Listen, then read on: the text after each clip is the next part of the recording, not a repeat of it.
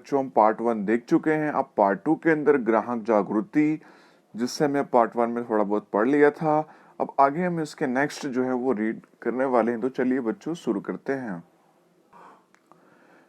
ग्राहक जो वस्तु, सेवा, माल, वित्त या उसके बदले में खरीदे वो निश्चित गुणवत्ता, वजन और उचित मूल्य पर प्राप्त हो, ऐसी व्यवस्था को ग्राहक सुरक्षा कहते हैं। तो ये बच्चों एक डेफिनेशन है, ये आपको याद कर लेनी है।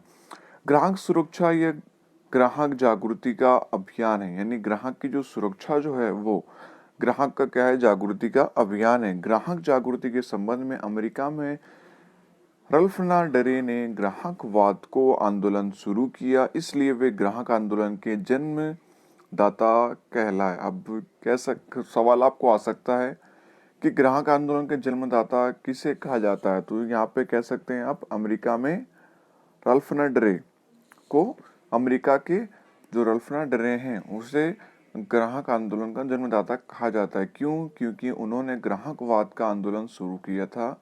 ठीक है, किसके संबंध में? तो ग्राहक जागृति के संबंध में। अगला दिया है ग्राहक का विविध प्रकार से होने वाला शोषण। ये भी इंपॉर्टेंट सवाल है, किस किस प्रकार से ग्राहक का शोषण होता है वो हमें यहाँ देखने मिलेगा।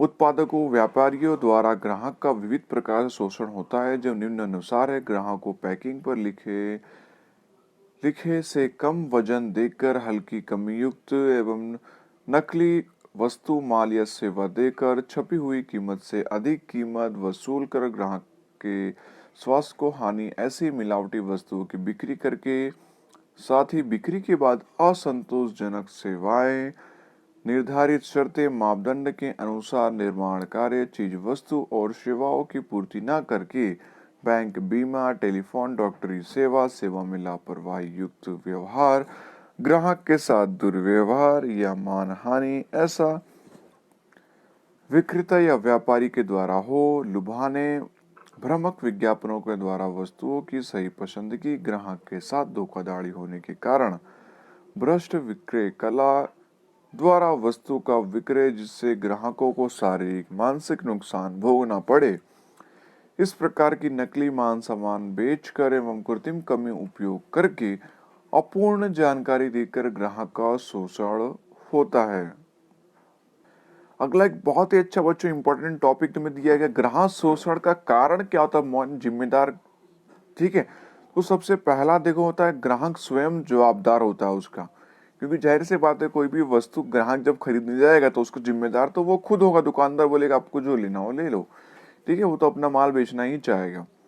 अज्ञानता, जागृति का अभाव, निरक्षरता, संगठित होकर विरोध प्रदर्शित करने की वृत्ति का अभाव, नुकसान या शोषण के विरुद्ध कानूनी लड़ाई करने की तैयारी और वृत्ति का अभाव, उससे संबंधी उचित जानकारी का अभाव के कारण व्यापारी, उत्पादक, नियोजकों के द्वारा ग्राहकों का विविध प्रकार से शोषण करके उनका अनुचित लाभ उठाया जाता है। नंबर 2, मर्यादित जानकारी। पूंजीवादी अर्थतंत्र में उपभोक्तावादी सोच रखने वाले निर्माता और विक्रेता किसी भी चीज, वस्तु या सेवा की जितनी चाहे उतनी प्रमाण में उत्पादन और विक्रेता करने के लिए स्वतंत्र हैं। उसके उत्पादन के मापदंडों, मूल्य और गुणवत्ता के नियमन के संबंध में कोई विशेष नियम नहीं है, और जहां है वहां सख्त नियमों का पालन नहीं होता। ऐसी परिस्थिति में ग्राहक को चीज वस्तु के उपयोग संबंधी सही जानकारी, सूचना ज्ञान का अभाव, वस्तु की उपभोग संबंधी सही प्रशिक्षण न मिलने के कारण गुणवत्ता के रखरखाव और उपयोग के तरीके और बिक्री के बाद की सेवाएं, वारंटी, गारंटी जैसी जानकारी अर्धघटन के संबंध में खरीदी के समय ग्राहक को पूर्ण जानकारी नहीं दी जाती है। इस प्रकार मर्यादित जानकारी मिलने के कारण ग्राहक सही खरीदी में समझदारी के अभाव से भूल कर बैठता है। तीसरा हमें दिया अमर्यादित आपूर्ति। जब वस्तु सेवा की मांग के सामने पर्याप्त मात्रा में उसकी आपूर्ति नहीं होती, तब कृत्रिम कमी सर्जित होती है। इस प्रकार व्यापारी उत्पादकों द्वारा संग्रहखोरी, सट्टाबाजी, धोखाबाजी या प्राकृतिक आपदा जैसे कारणों से कमी उत्पन्न होती है। ग्राहक से ऐसी परिस्थितियों में अधिक मूल्य वसूल करके अनुचित लाभ उठाया जाता है, जैसा कि लॉकडाउन के समय उठाया गया, सेम वो अमर्यादित आपूर्ति है। इस प्रकार बाजार में वस्तु की अपर्याप्त आपूर्ति भी ग्राहक शोषण का कारण बनती है। जैसे कि मार्केट में खाने वाले ज़्यादा लोग हैं गेहूं चावल, लेकिन मार्केट में अगर कमी आ जाती है किसी आपदा कारण की वजह से, तो वो चावल का दुकानदार भाव बढ़ा के ज़्यादा भाव लेते हैं ग्राहक से। तो ये क्या होता है, इस प्रकार भी उनका शोषण होता है ग्राहक का।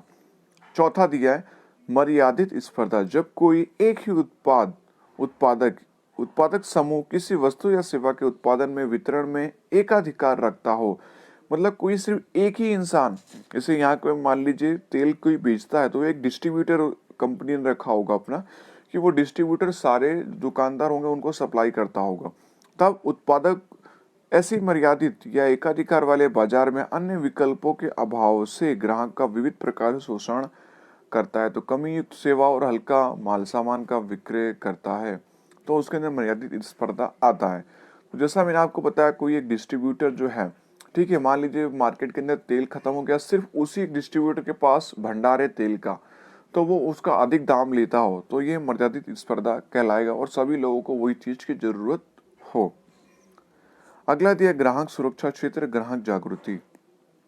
ग्राहकों के विविध प्रकार से होने वाले शोषण को रोकने और ग्राहकों के अधिकार हितों की रक्षा करने तथा उन्हें शारीरिक मानसिक आर्थिक क्षेत्र में सुरक्षा प्रदान करने की आवश्यकता उत्पन्न हुई है। सर्वप्रथम भारत में ग्राहकों के रक्षण के संबंध में कौटिल्य के अर्थशास्त्र में उद्योगों व्यापार के द्वारा ग्राहकों के साथ किए जाने वाले दुर्व्यवहार और शोषण का उल्लेख है, जिससे मापतौल और मिलावट या बनावटी जैसे आपराधिक व्यवहार की पद्धतियों के बदले दंड देने की व्यवस्था उसका उल्लेख किया गया है। अमेरिकन राष्ट्रपति जॉन फ्रैंकलिन कैनेडी ने अमेरिका के संसद में 15 मार्च 1962 के दिन ग्राहकों को 4 अधिकार दिए गए और ग्राहकों के मंतव्यों को सुना नहीं जाता, इसके लिए व्यथा भी प्रकट की थी।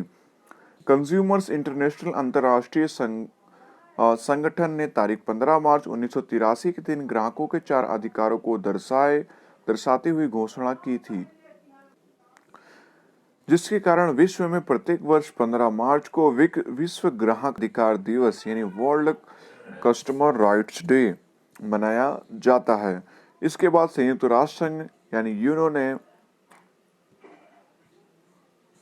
अपनी तारीख 16 अप्रैल 1985 की सभा में United Nations guidelines for consumers protection के कानून में ग्राहकों के मूलभूत 8 अधिकार घोषित किए और उनके अनुसार विश्व के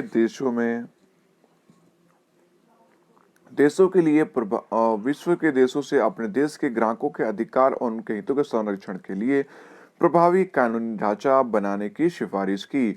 उनके अनुसार भारतीय संसद में राष्ट्रीय ग्राहक सुरक्षा अधिनियम 1986 बनाया गया, जिसे राष्ट्रपति ने 24 दिसंबर 1986 के दिन हस्ताक्षर करके मंजूरी प्रदान की, जिसके कारण भारत में प्रत्येक वर्ष तारीख 24 दिसंबर को राष्ट्रीय ग्राहक अधिकार दिवस के रूप में मनाया जाता है, जो अभी कुछ ही दिनों में आने वाला है।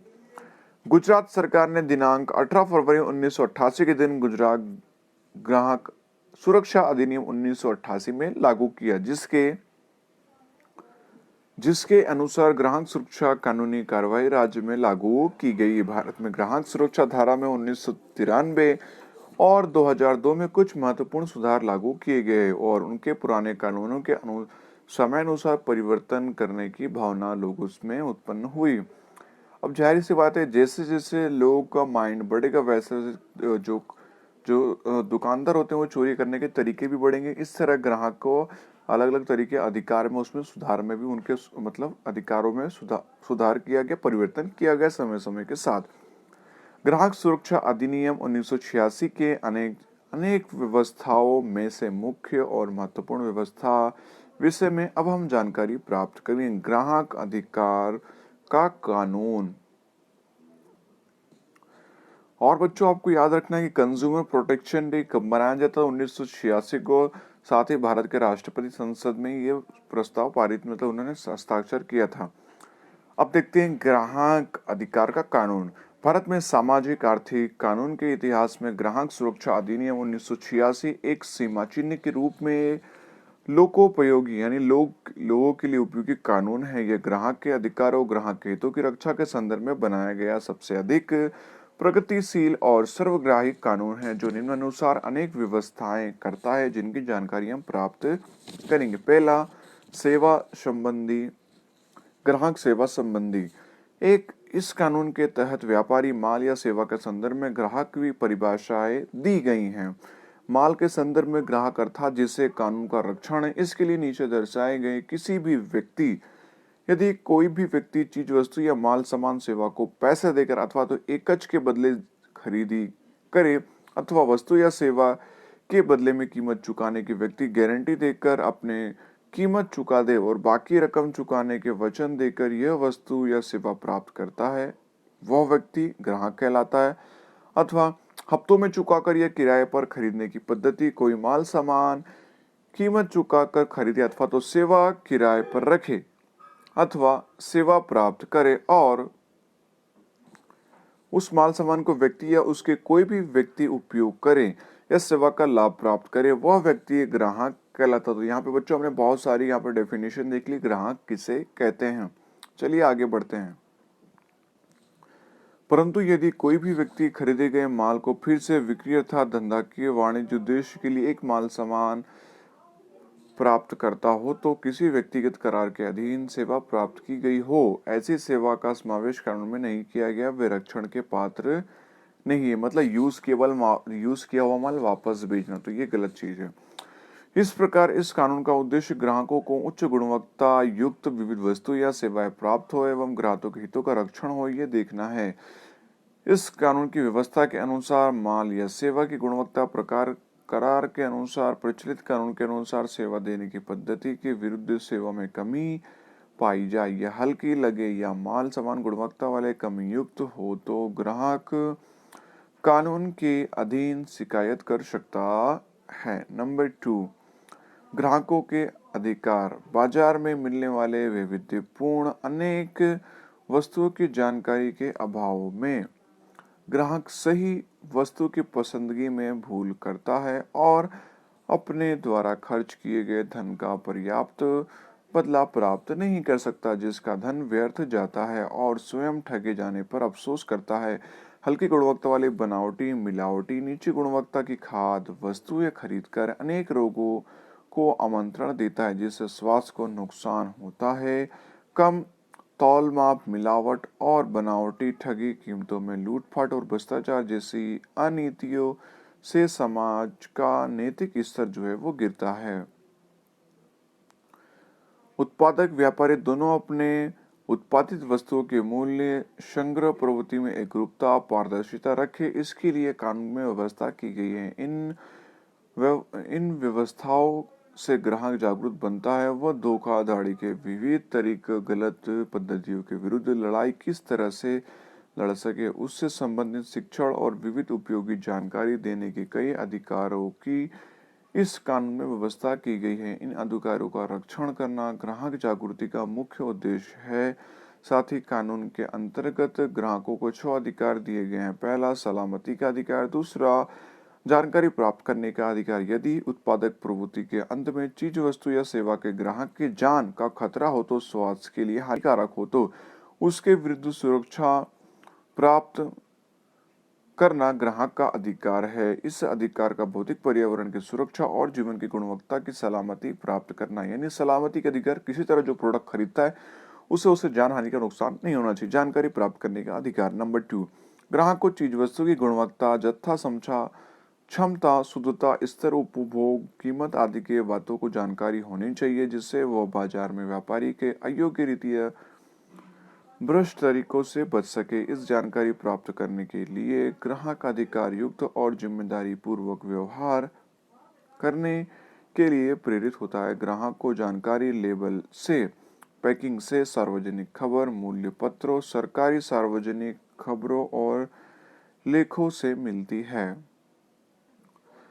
तीसरा पॉइंट है पसंदगी करने का अधिकार। वैविध्यपूर्ण और असंख्य वस्तु प्रतिस्पर्धा, गुणवत्ता वाली वस्तुओं में से अधिकतम लाभ मिले, इस तरह अपनी पसंद की वस्तु व सेवा की खरीदी करने का अधिकार है। पसंदगी का अधिकार अर्थात ग्राहक को वस्तु उचित कीमत पर संतोषप्रद सेवा और गुणवत्ता का विश्वास दिलाता है। विविध प्रकार के अनेक वस्तु में से ग्राहक को अपने अधिकार अधिक अनुकूल होने वाली वस्तु पसंद करने की स्वतंत्रता का अधिकार देता है। नंबर 4, प्रस्तुतिकरण का अधिकार ग्राहक के अधिकारों हितों के रक्षण और तथा ग्राहकों की शिकायतों या अधिकारों संबंधी मसले इस स्तर पर प्रस्तुत करने तथा अंत में उस पर उचित विचार किया जाए ऐसी व्यवस्था का निर्माण करने और ग्राहकों के कल्याण संबंधी चर्चा करने के लिए ग्राहकों का गैर राजनीतिक बिन धंधा के स्तर पर ग्राहक मंडल की रचना हो और उनके प्रतिनिधियों को स्थल मिले उनकी प्रस्तुति सुनने की व्यवस्था करने का प्रावधान कानून के अंतर्गत किया गया है। साथ ही 5वां पॉइंट में दिया शिकायत निवारण का अधिकार। अब शिकायत क्या उसको किस तरह से सॉर्ट आउट करना है उसका निवारण का अधिकार भी है। इस अधिकार के अधीन ग्राहक को अप्रमाणिक व्यापारी रीति से या लापरवाही से हुए नुकसान या अनैतिक शोषण अगर होता हो दुकानदार से तो उसके विरुद्ध शिकायत करके उसका निवारण ग्राहक के नुकसान के बदले मुआवजा मांगने का अधिकार है। यानी मान लीजिए तबीयत खराब हुई तो उसका मुआवजा ले सकता है। ठीक है, वो सब वापस लेने पैसे वापस देने, चार्ज वसूल किए बिना मरम्मत करके देना आदि ऐसी एक या एक से अधिक प्रतिपूरक राहत मांग कर सकता है। ग्राहक प्रतिपूरक मांगे या न मांगे तो भी राहत प्राप्त करना कानूनन हकदार है ग्राहक का। अगला पॉइंट देखते हैं। नंबर 6 हमें दिया गया है, चलिए उसे भी हम देख लेते हैं। लास्ट पॉइंट दिया गया है ग्राहक शिक्षण प्राप्त करने का अधिकार। यह अधिकार ग्राहक को जीवन भर जानकर ग्राहक बनाने की सभी जानकारी या ज्ञान, चतुराई, धैर्य, कौशल प्राप्त करने के लिए प्रोत्साहित करता है। ग्राहक की अज्ञानता, ग्रामीण क्षेत्रों में ग्राहकों में उनके अधिकार के प्रति जागृति का अभाव आदि ग्राहक शोषण के जिम्मेदार के कारण हैं। विद्यालयों के पाठ्यक्रमों में स्थान देकर विविध संस्थाओं की मीटिंग में ग्राहक शिक्षण संबंधी चर्चा सभा, वार्तालाप, कार्यशालाओं के द्वारा ग्राहक शिक्षण का प्रशिक्षण देकर ग्राहकों की कुशलता बढ़े ऐसे प्रयत्न किए जाते हैं जिससे बाजार में वो जागरूक ग्राहक के रूप में अच्छी तरह कर्तव्य निभा सके। इसमें ग्राहक शिक्षण सहायक बनता है। अगला पॉइंट